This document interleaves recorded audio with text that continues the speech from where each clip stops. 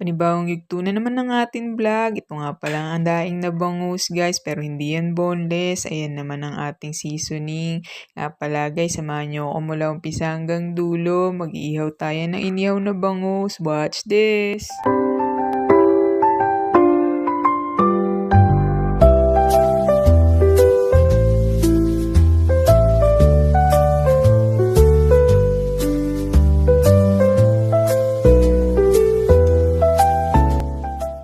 Ito nga pala yung lalagay natin sa ating iihaw na bangus. Siyempre maglalagay tayo ng asin, paminta at magic sarap dyan. Naglalagay din naman ako ng magic sarap minsan sa niluluto ko.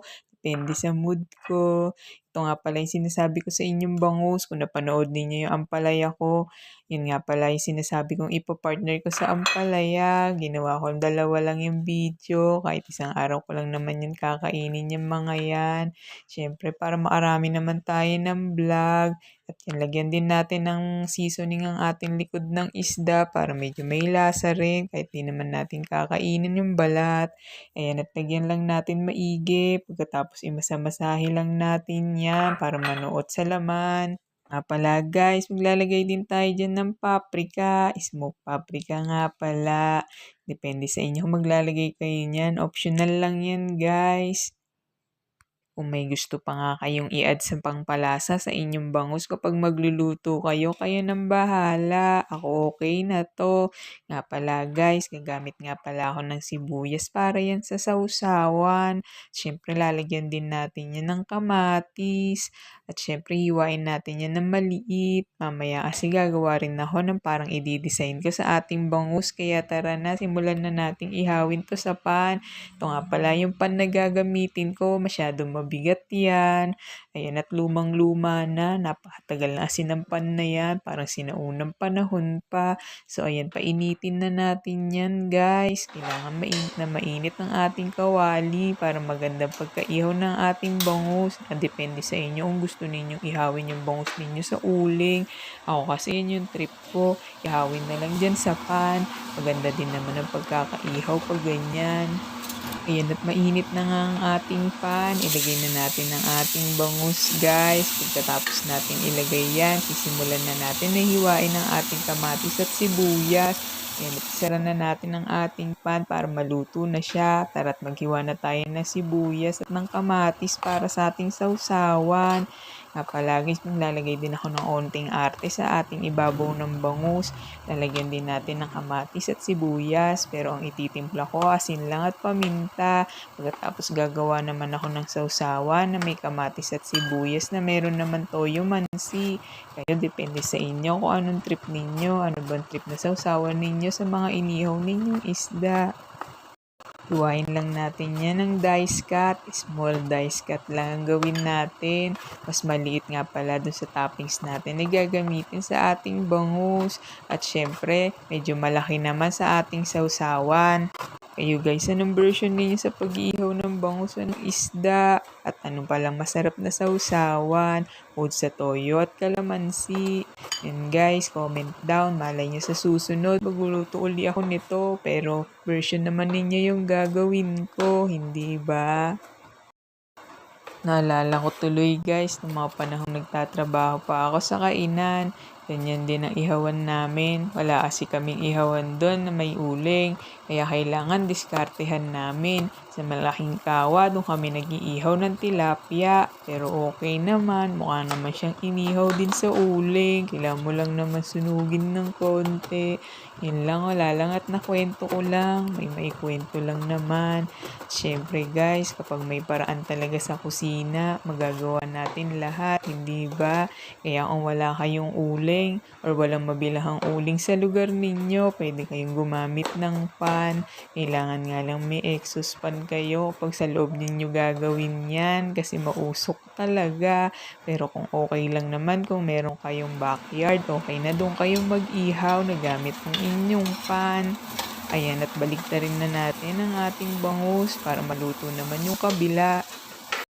Okay lang kung wala kayong grilling pan, mga kamaskarap. Okay lang na gumamit kayo ng malaking kawa or ordinaryong kawali lang sa pag-iihaw ng isda.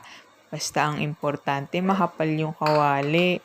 Tapos yan guys, simulan na natin timplahan o gumawa tayo ng sausawan. Toyo mansi nga pala, yun nga pala ang aming kalamansi. Pinigaan ko na, ilagay ko sa bote kasi kung hindi natin ilalagay sa bote, mabubulok lang yung kalamansi, sayang lang. Lagay lang natin sa bote at itago natin sa rep. Wala naman magbabago sa lasa niyan, maasim pa rin. Ganun din naman yung aroma. Ayan, at nilagyan ko na pala ng asin at paminta. Ayan nga pala ilalagay ko sa ibabaw ng bangus.